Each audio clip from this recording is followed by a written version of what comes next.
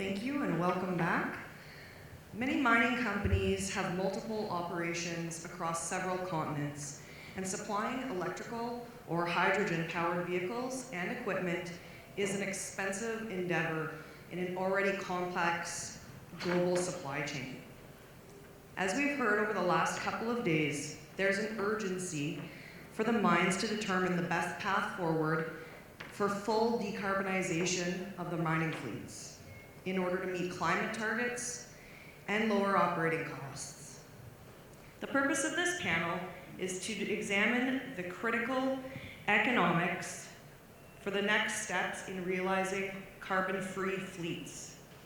With that said, I'd like to turn it over to our panel and ask that each member introduce themselves. Yeah, my name is Norbert Becker. I'm Vice President Commercial Vehicle. I joined Siemens in 1984. Since that time I have various positions in the company, starting from service, engineering, project management, sales, product lifecycle management, up to the current position.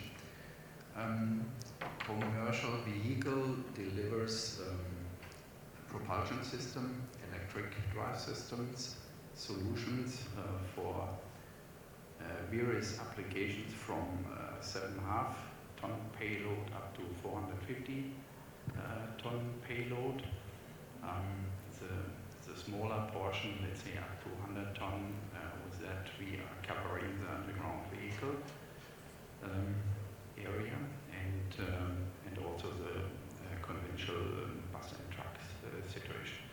So here we have a certain advantage that we could adapt the bus and truck portfolio towards underground systems and underground vehicles. I'm Bapa. I'm the General Manager of Mining for G Transportation, which is now a Wabtec company. G Transportation and Wabtec merged in February of this year, and together we are Wabtec. Our businesses are across a number of different areas, and there's an underlying theme to the technologies that tie us together. So I'm a part of the freight division of Wabtec, which has locomotives as a part of it, as well as marine, stationary, and trail businesses. So these three businesses are part of freight. We also work very closely with the ferry business, which is another Wabtec company called Stemman Technique. So these different aspects of Wabtec are coming together very nicely in how we support the mining portfolio. Our portfolio of products are essentially propulsion systems, drive systems, for 100 ton to 400 ton of highway vehicles, basically haul trucks. We serve the major OEMs in the market, and we are present in pretty much all the major mining areas of the world. Thank you. Hi everyone, my name is TJ Kirk. I'm a manager on the mining team at Rocky Mountain Institute. I've been there for about 2 years now, and my background is working with electric utilities in the United States. For those of you who haven't heard of Rocky Mountain Institute before, we're a nonprofit energy-focused think tank based in Colorado, but with operations on 5 continents, focused on accelerating the transition to a low-carbon economy. We do work with building efficiency, transportation, mobility, but most relevant for today, we work in heavy industries. So in 2015, we merged with Carbon War Room, Richard Branson's nonprofit focused on lowering carbon, and have initiatives in shipping, trucking, aviation, methane, cement, steel, and mining.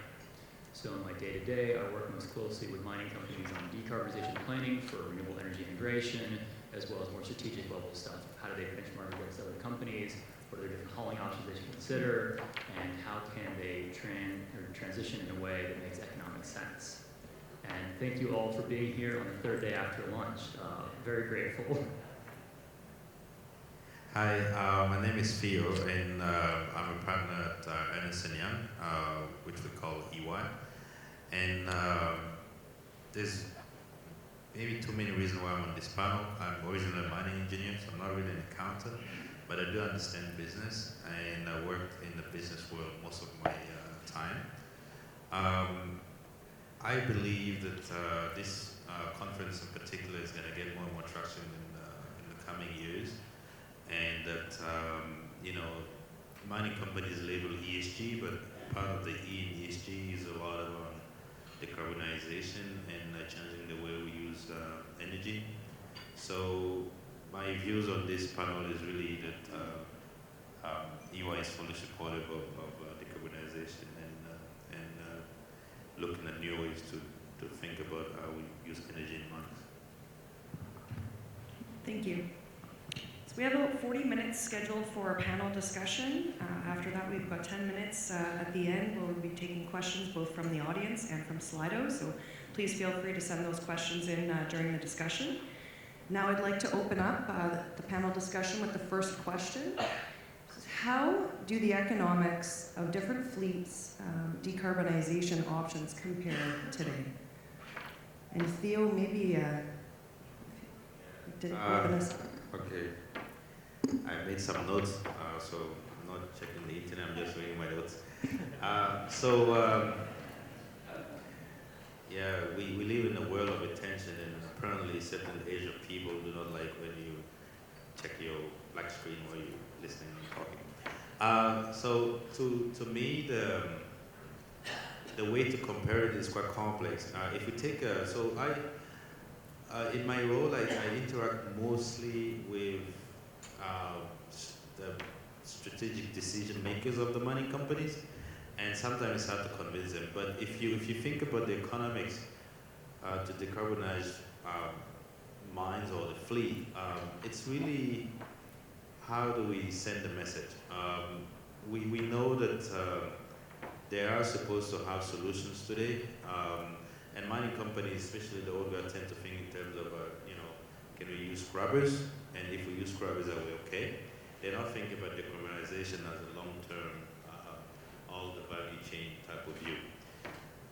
For me, so far the skeptics, and I understand them, are always around, okay, yes, even if you tell me it's a new solution because the suppliers believe it's a new solution, how do I deal with my current system? How do I decommission contracts with OEMs, especially the ones that are not offering? And I'm not going to name names if I'm going to get in trouble. But there are OEMs that are not offering. If I have the fleet, do I switch to the OEM that actually have the better fleet? And then what do I do with the contract? Is that a write-off? And if it's a write-off, where are you going to have to explain that to the board? The second one is really on understanding how you're going to absorb this new decarbonized or low-carbon fleet. Am I changing processes? Probably yes. I've seen Makassar, for example, where they're using EVs. You got to change your processes. For example, if you're a mining engineer of the, I'm not that old, but let's say you worked in mines in the early 2000s, you trained that when you walk on the ground, you're going to listen to the scoop, and then you know the difference between the scoop and the jumbo because of the noise. Well, guess what? When I went to Makassar, scoop drum didn't make noise. So how do I change that in my training? And that's what business people will try to understand. And then the other piece is, is it expensive? Do I need to get regulated, especially if I'm in a different country? And also, how do I make the economics work for longer term? Anyone like to add to that? Yeah, if I think from the technical aspect, we had that during the 3 days. There will be not one solution, one fits all that will not work, because if you see it from a global aspect, we have different temperature levels. It is a difference if the machine is working on the Arctic Circle or in Brazil in the jungle, so that requires already different solutions, and the geologic plays a role. So there are many parameters which have to be considered by changing a brownfield operation into let's say a modern emission-free, completely emission-free mine, and that is one thing. And then the other thing is, if we see the the speed. I mean, there was, I think it was the second day, there was a slide how hybrid power plants were developed during the last 5 years, and in the last 2 years there was an extremely peak. So that is also shows how the dynamic is, but on the other hand, the industry has to follow this case, and that is also quite a challenge for the industry. And at the end, it has to be, you mentioned that it has to be safe. We have to make sure that we don't hurt people, equipment, and the nature. On the other hand, I believe very strongly that that the industry needs this change. I mean, if the society hears about mining, they are very, very skeptical, and I'm actually afraid if the industry is not using this current situation, then the society will not accept that. And if the society doesn't accept that, then we could have situations like the Yellow West in France, or what's currently going on in Chile, and what we see in Hong Kong. So it is just a little bit, and then the kettle is burning. And so I believe that our industry has the chance now to change it. Thank you. With all those considerations, what applications and technologies provide the highest value in terms of return on investment? If I could take a crack at that to start with. When we think about technologies, there are two aspects to this. The pace of change is so rapid that if you're placing your bets today, there's a little bit of thought, perhaps that's holding you back, of what should I bet on. Because if you put your money into developing a certain kind of infrastructure, and say you go with trolley assist, and then 5 years from now, suddenly hydrogen fuel cells become so viable, and there's something that makes them work in those situations, what do? So how do you pick a winner for your particular business circumstances, and how do you take it forward? The second part of this is just the technological constraints around the basics of the physics. We started with energy density, and diesel's up here, and everything else that we're talking about is here. It's growing rapidly, but it'll take some time to fight that level of requirement. So it's a balance of these two different aspects of how we proceed. And the most logical way to do this then would be to keep one hand on diesel and then inch forward.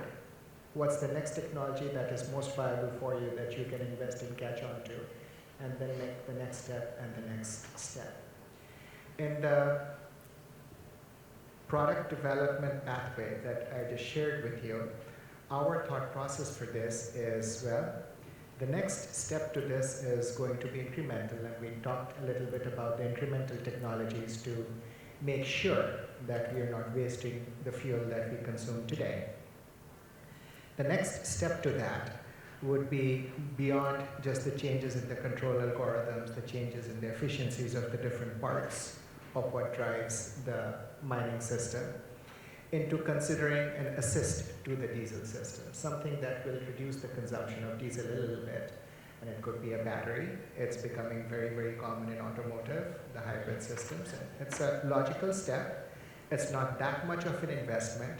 It still allows you to work with most of your fleets and your current mine infrastructure and design. But it's a little step forward. And then the next step, where you're considering what kinds of batteries, or whether you would have a reason to use a trolley infrastructure or charging infrastructure or something different. And then come the next steps where you're thinking of a dramatically different power plant, whether it's a fuel cell or something else, but that's so far away. So if I was to think of some of the technologies, these will primarily be diesel assist technologies that are most viable in the short run. I want to chime in on that a little bit too.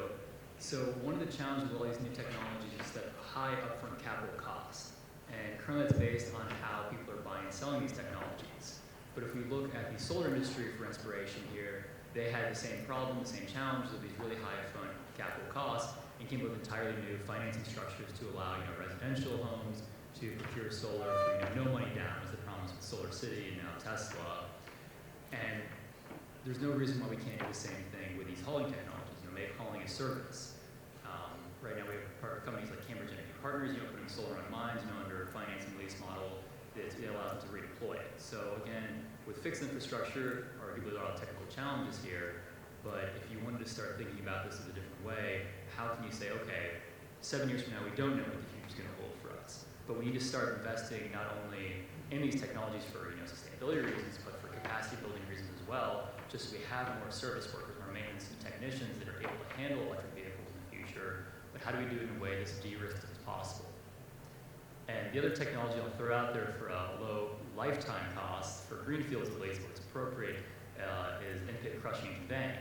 Again, another technology that's been around for a long time, it can be fully electrified, and if that electricity is provided by a low to zero carbon source, then it's a really good option for mines where it's viable. I agree with all these points. I'd like to add that it's a bit like the smartphones the first time, we started, or actually just cell phones. The first time they came out, unless you were really tracking, or because it's so new, you guys remember the bundles? You couldn't tell which bundle was good for you, even if the technology was around. So to me, there's a piece of, and one of our clients couldn't even tell us. Actually, most companies cannot tell you what is the carbon footprint, period, even if we just focus on the fleet. So to me, it's important to use today's tool like, having third parties do assessment, and I think yesterday I saw some presenters that actually do those assessments. I think Sys Energy or something like that. And well, maybe you guys at WebTech or Siemens, I know Siemens does a lot of work in Australia. Do an assessment and at least understand what you have and how you're using the energy so that you create a flexibility and start getting in the products as they come up from the vendors and not lock yourself up like Becca was talking about. That would piece, and there's a lot of use of AI machine learning to try to figure this out. It also going to force you to actually be performing today. Because even with the current energy supply or energy usage, I'm not sure we optimal.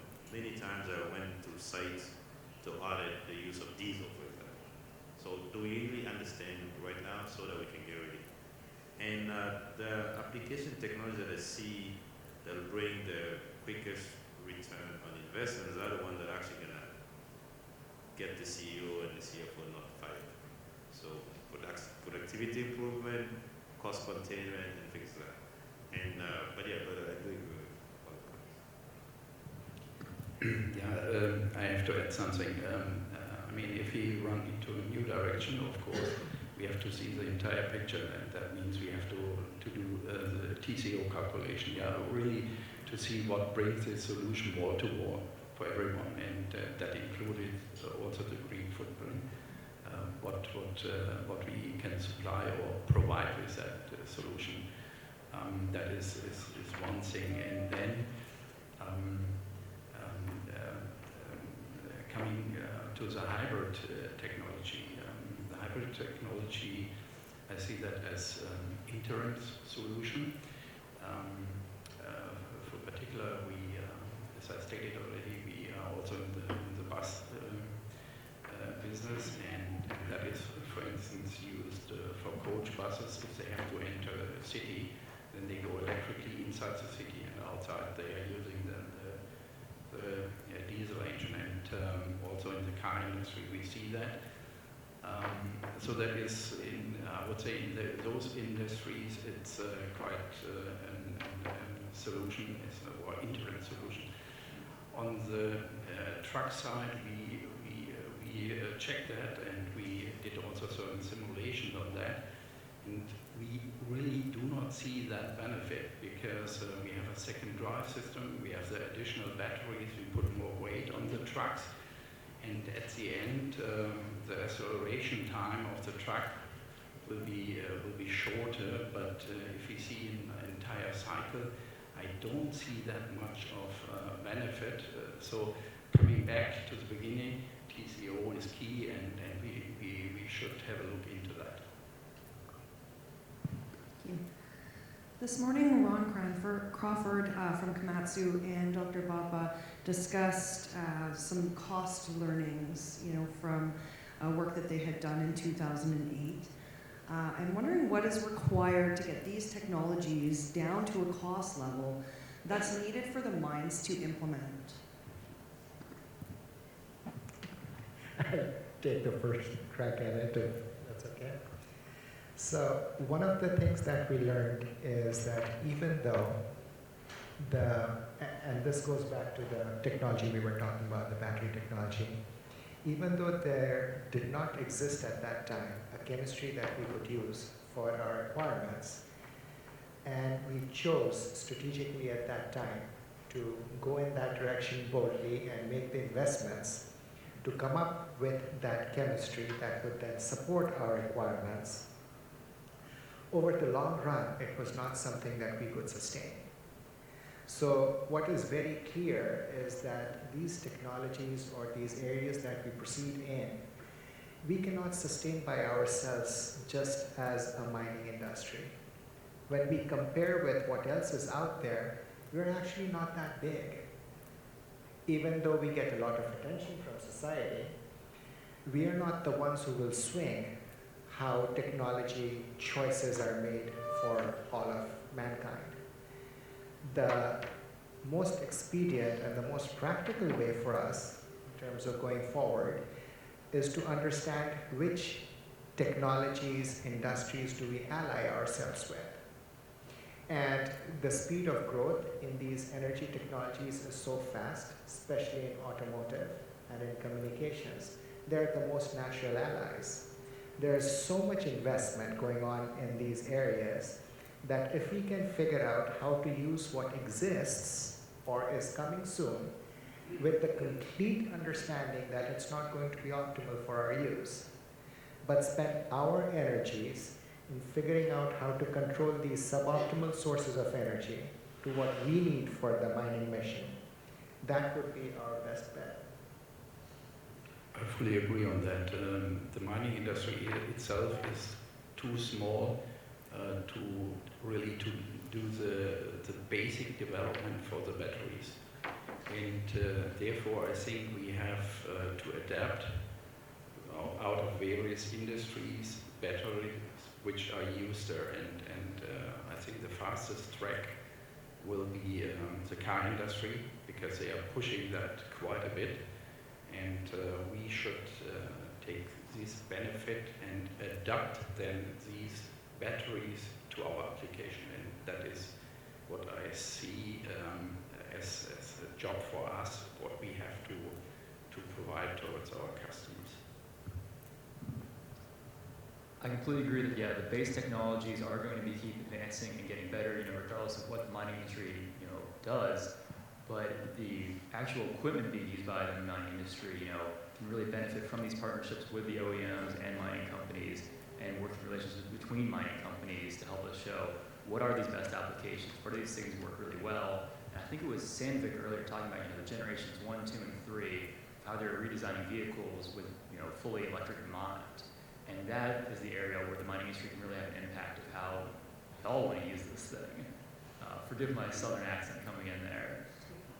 So I think it is important for the mining industry to start exploring these collaborations more and try to be a lot more open with this data. I mean, everyone has done a great job on collaborating across safety. It's just an operational standard, but the same needs to be done for technology and for these improvements in decarbonization to really spread it across the whole industry at a more rapid pace. What I'd like to add is, this seems to be like the supplier view of, making sure my product is good enough and ready for the client to buy it. But I'd like to take the Machiavellian view of actually society forcing mining to get to the product even if the price is high. So, for example, if we start getting penalties or like tax against the mining companies is going to change the cost base to a point that some technologies that today they will refuse to buy, they actually end up having to buy it if they want to balance the cost base. So I see it as because I don't think we should see decarbonization as a choice. I really, I love mining, I've been there all my life, but I don't think decarbonization should be a choice. I think we should basically enforce it before we mess up this whole place. So if we enforce penalties to a point where the ASIC of gold mining companies is changing drastically, and the investors are going to get on their case, they will have to get those technologies. So this, to me, there's two ways. Yes, the suppliers have to work hard at getting something affordable, but there's another side of actually mining companies having to be forced to do it. Because today I'm a big champion of digital transformation innovation. Today we have stuff that are cheap. I mean, it's not complicated to do AI machine learning. Are they doing it? No, even if it's cheap. So sometimes we can get it to a point, but if they're not going to embrace the special decarbs, I think we have to force it. And that will balance the cost. If I could make some comments on that.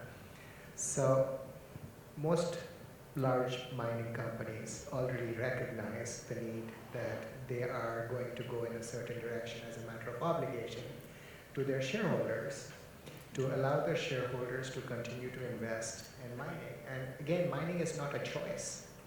If you were to try and say there are regulations that switch off mining today, life would not exist as we know it. So the best way forward is what the mining companies are doing today, at least the big, large mining companies. They're already making the choice to explore and invest in some of these technologies that are really far out there. They completely understand that this is not going to be practical for all their mining operations around their world, but there might be a couple of sites where a technology might work, and they're investing to do that. They are willing to explore, take risks, and actually push the OEMs and push suppliers like us to the edge of what's possible today. And that's happening. Yeah, I agree. So the large mining companies have different set of shareholders. They have the same shareholders that will be in the large banks that we know of. So in a way, they have the fiduciary duty is a bit different. So a Vale is never going to be, I don't want to name a name, or like a Meteor gold mining company. So they don't have a choice. But and to me, even these messages we're hearing from the leadership is not because they just scared, it's because this is the new way of doing business. If you don't want your shareholders to walk away. The Scotia investment conference going on right now, and I can tell there's not a lot of investors attending, right? Because mining is not very cool. Like David Arthur was talking not long ago about ESG and responsible gold mining principle, and he said that it's bad if we actually see mining today as the big tobacco back in the days. So how do we change that picture? Well, the big guys can do it, but the mass of mining companies, the one that actually need to move the needle, I think may have to wait till they get some sort of a regulatory push to do it. And I think that Canada is already doing it. Some provinces in Canada are already doing that. And we hear a lot from CEOs around, oh yeah, now I got to pay more carbon taxes. So I agree with this different thing. So when we consider the timing and the urgency around the zero carbon solutions, what are the current projections in terms of commercialization? So I'll go first here. I just want to comment a little bit on grounding this in context that roughly mining has to double its output by 2050 to meet growing demand. At the same time, globally, we need to be at net zero emissions by around 2050, again, depending on what projection you're looking at. Now, there's some wiggle room in there, but if the mining industry as a whole wants to be at zero by 2050, that demands pretty large changes. And in terms of the commercialization pace, we're starting to see these technologies come out, right? So we're seeing underground electric equipment commercially available now. We're seeing electric trucks for road hauling coming online over the next 2 years. Daimler released one this summer. The Nikola one is coming out in 2021. so about next 2 years, and then hydrogen fuel cell trucks coming out around 2023 for Class 8. Now, the real challenge here, and a couple people alluded to it earlier, is how do you get this to ultra truck class, right? The more batteries you put on, the more weight you need to carry. It's the same problem with rockets. My challenge, I think, would be to say that do we need to have ultra class trucks if they're going to be electrically powered? If you can use, trolley assist with autonomous driving to get you around corners and get you up the entire ramp, can you scale down the size of those, vehicles? And without a driver, do you change the form factor enough such that you might have much smaller vehicles, and then you change the roads to accommodate just having more vehicles on site? So rethinking more than just how the truck is powered is really important in this case. I love that analogy earlier from, don't think outside the box, there simply is no box. So really exploring these blue sky options instead of just saying, okay, today I'm using a 400-ton truck, so tomorrow I need to be using a 400-ton truck that's just powered by hydrogen. I just want to swap this in and out. And I think that's way too simple of an approach for this problem. I agree with that, and we have Jennifer here from Stantec. They do a lot of feasibility studies and PFS and stuff like that. And I think that most mining plants don't just come and say, hey, you did these trucks things, now let's do another scenario where there's no trucks, what are we going to use? And I agree that some of the solution is not really just swapping it. S11D for Valley basically was going to have a lot of trucks, and then again, nothing to do with decarbonization, just figured it was too expensive, and then they decided to use conveyors. And I think for underground it's the same. Yes, we can still use the scoops, but if we have all the drift where the scoop is just going A to B and being for all passes and then using conveyors, it may change the game. And for me, there's a lot of technology today, and again, to Baba's point about being flexible, we can just double it, but just make sure that something new doesn't come up and the whole industry is obsolete. So. Yeah, I see also a certain development in regards of underground mining. Yeah, so certain mines are going now underground in Chile, Chuquicamata, we saw that, and I think that will take also a major role in the future, because the impact of going underground for the environmental, for the energy what you are using will be smaller, yeah, because you have a very selective operation, and if you have an open cast, of course you have to dig the overburden, otherwise you don't reach the ore, yeah. So that is one aspect what I see, and then due to the situation that ore bodies are getting more complex, I see there also a trend going back to smaller truck sizes.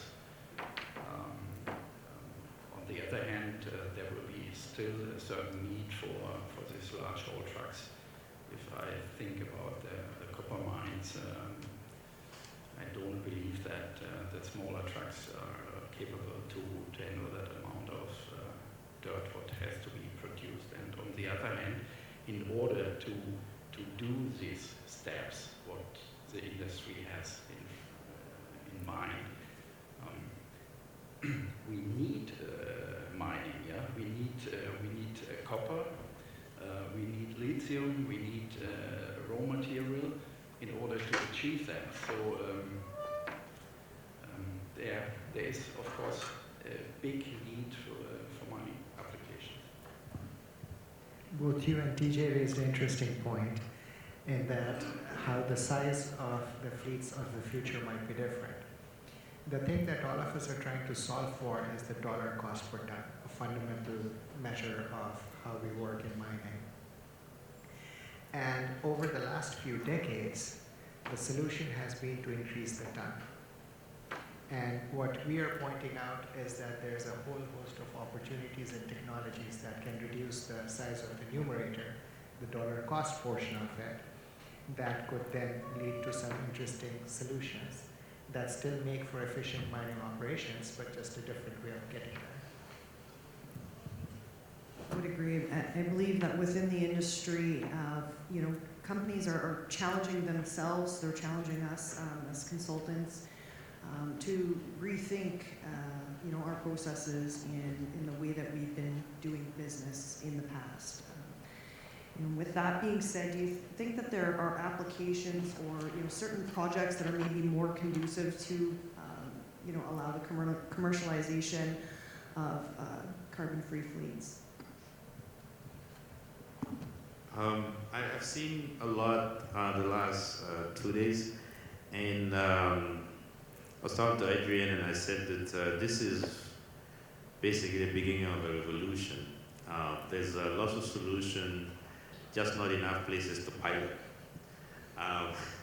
And I also believe that this is the 7th edition. I also believe that down the road we're going to see more and more mining company people attending and being forced to actually think about, okay, which one am I going to pilot?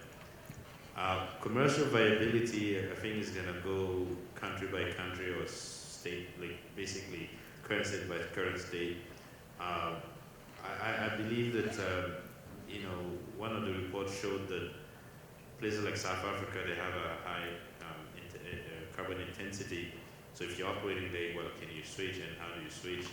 Especially if you need all the power to basically refrigerate the mine.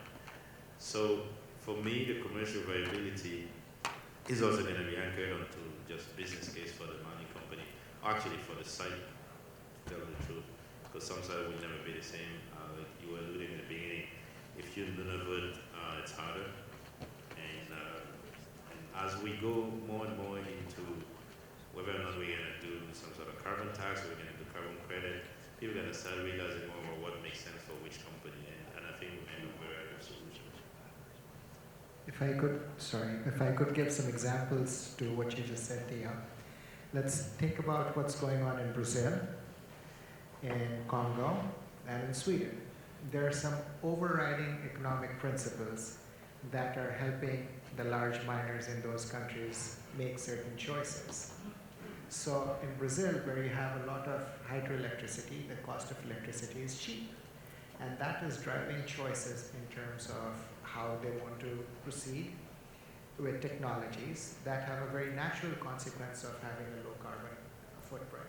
So this extends beyond just what's going on in the pit to all the way from the pit to the port, the choice of locomotives, and battery electric locomotives being the #1 choice in terms of how they want to address that. In Congo, the issue is completely different. It's security. It just costs a lot of money to get diesel to the site securely. And if you have a choice of using less diesel, then those technologies make a lot of sense. And this is, again, a natural choice for the mine without being driven by emission, or without being driven by regulations. But the consequence of these technologies then is reduced emissions. And then, of course, there's Sweden, where the goal itself is to do something to reduce emissions, which extends all the way down to an operational level at the mine, where they're making conscious strategic choices of how you wish to lay out the mine, so that right from the get-go, it is designed to be able to avail of these technologies. And all of this ties together to make the business cases feasible. It's just different reasons why the business cases work. The other way to look at it would be to say, right now we're seeing these as commodity products, we need to lower that cost per ton. But if having lower zero carbon makes your product a differentiated commodity, can you sell it for a higher premium in that case? So to me, the first thing that jumps to mind would be diamonds. I apologize as a millennial that I just don't buy diamonds. We're killing a lot of industries apparently. But assuming millennials do start buying diamonds, I would assume that a zero carbon diamond, and don't think too much about that, would be something that they would want to pay more money for, in which case you justify the commercialization of those low and zero carbon technologies.